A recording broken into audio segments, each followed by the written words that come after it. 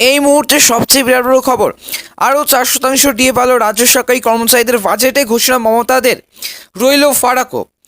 এবারও কিন্তু রাজ্য সরকারি কর্মচারীদের রাজ্যে বাজেটে পশ্চিমবঙ্গ রাজ্য সরকারি কর্মচারীদের বকেয়া মহার্ঘ ভাতা ডিএনএস অ্যানোনেস বা ডিএ বাড়ানো হলো। বাজেটে ঘোষণা করলেন চন্দ্রিমা ভট্টাচার্য 4% ডিএ বৃদ্ধি রাজ্য সরকারি কর্মচারীদের, ডিএ আন্দোলনকারীদের। এতেও কিন্তু অসন্তুষ্ট। আরও 4% বকেয়া মহার্ঘ ভাতা ডিএনএস অ্যানোনেস বা ডিএ বৃদ্ধির ঘোষণা করলেন অর্থমন্ত্রী চন্দ্রিমা ভট্টাচার্য। সেই ঘোষণার ফলে 2024 সালের যে 1 মে থেকে পশ্চিমবঙ্গ রাজ্য সরকারি কর্মচারীরা ষষ্ঠ বেতন কমিশনের আওতায় 14% হারে বকেয়া মহার্ঘ ভাতা পাবেন। আপাতত তারা 10% হারে ডিএ পেয়ে থাকেন। এবার কিন্তু 2023-2024 অর্থবর্ষের বাজেটে রাজ্য সরকারি কর্মচারীদের কত শতাংশ ডিএ বাড়ানো হয়েছিল? গতবার বাজেটে ষষ্ঠ বেতন কমিশনের আওতায় পশ্চিমবঙ্গের রাজ্য সরকারি কর্মচারীদের 3% বকেয়া মহার্ঘ ভাতা হয়েছিল।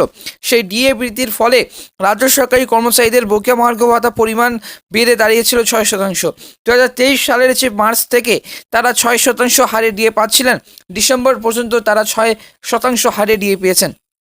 কিন্তু 2024 সালের জানুয়ারি থেকে তাদের কিন্তু আরও এক দফায় কিন্তু ডিএ বেড়েছে। গত বছর ডিসেম্বরে কিন্তু 4% ডিএ বৃদ্ধির ঘোষণা করেন।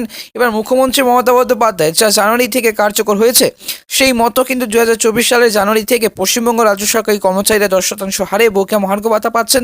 যদিও কেন্দ্র সরকারি কর্মচারীদের সঙ্গে তাদের অনেক কিন্তু ফারাক রয়েছে।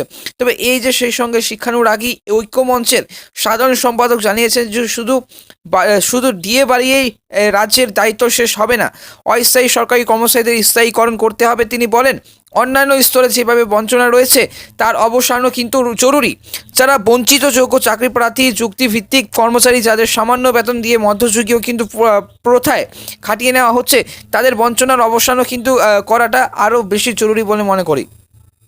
সেই সঙ্গে শিক্ষানুরাগী ঐক্যমঞ্চের সাধারণ সম্পাদক জানিয়েছেন যে শুধু ডিএ বাড়িয়েই কিন্তু রাজ্যের দায়িত্ব শেষ হবে না, অস্থায়ী কর্মচারীদের স্থায়ীকরণ করতে হবে।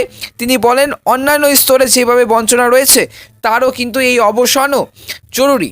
যারা বঞ্চিত যোগ্য চাকরি প্রার্থী, চুক্তিভিত্তিক কর্মচারী, তাদের সামনে বেতন দিয়ে মধ্যযুগীয় প্রথায় খাটিয়ে নেওয়া হচ্ছে, তাদের বঞ্চনার অবসান করাটা কিন্তু আরও বেশি জরুরি বলে মনে করি। এবং রাজ্য সরকারি কর্মচারীরা চাইছেন, তারা কিন্তু চাকরি প্রার্থীরা এবং শিক্ষানুরাগী ঐক্যমঞ্চের সাধারণ সম্পাদক জানিয়েছেন, শুধু ডিএ বাড়িয়ে কিন্তু রাজ্যের দায়িত্ব শেষ হবে না, অস্থায়ী কর্মচারীদের স্থায়ীকরণ করতে হবে। তিনি বলেন, অন্যান্য স্তরে যেভাবে বঞ্চনা রয়েছে তারও কিন্তু অবসানও জরুরি। যারা বঞ্চিত যোগ্য প্রার্থী, চাকরি প্রার্থী রয়েছেন, চুক্তিভিত্তিক কর্মচারী, যাদের সামান্য বেতন দিয়ে মধ্যযুগীয় প্রথায় খাটিয়ে নেওয়া হচ্ছে, তাদের বঞ্চনার অবসান করাটাও কিন্তু বেশি জরুরি বলে মনে করি। এবার যে কেন্দ্র সরকারি কর্মচারীদের সঙ্গে পশ্চিমবঙ্গ রাজ্য সরকারি কর্মচারীদের কিন্তু ডিএর ফারাক কত? আপাতত কেন্দ্র সরকারি কর্মচারীদের বেতন কমিশনের আওতায় 46% হারে ডিএ পান এবং কেন্দ্র সরকারি কর্মচারীরা, এদিকে কিন্তু রাজ্য সরকারি কর্মচারীরা এবার মে মাস থেকে কার্যকর হবে সেটা 14% ডিএ, যা শীঘ্রই বৃদ্ধি পেয়ে কিন্তু 50% হতে দাঁড়াবে। কেন্দ্র সরকারি কর্মচারীরা এখন যে আপাতত কেন্দ্র সরকারি কর্মচারীরা সপ্তম বেতন কমিশনের আওতায় 46% হারে ডিএ পাবেন, যা শীঘ্রই বৃদ্ধি পেয়ে কিন্তু 50% হতে পারে। অন্যদিকে পশ্চিমবঙ্গে কিন্তু এখনও সপ্তম বেতন কমিশন কার্যকর হয়নি।